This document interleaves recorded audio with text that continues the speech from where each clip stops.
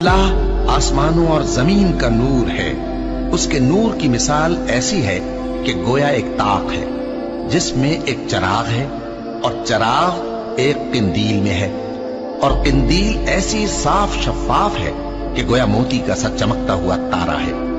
उसमें एक मुबारक दरख्त का तेल जलाया जाता है यानी जैतून का, कि न मशरिक की तरफ है न मगरिब की तरफ। ऐसा मालूम होता है कि उसका तेल खाह आग उसे न भी छुए जलने को तैयार है।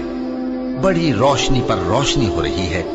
अल्लाह अपने नूर से जिसको चाहता है सीधी राह दिखाता है और अल्लाह जो मिसालें बयान फरमाता है तो लोगों के समझाने के लिए, और अल्लाह हर चीज से वाकिफ है।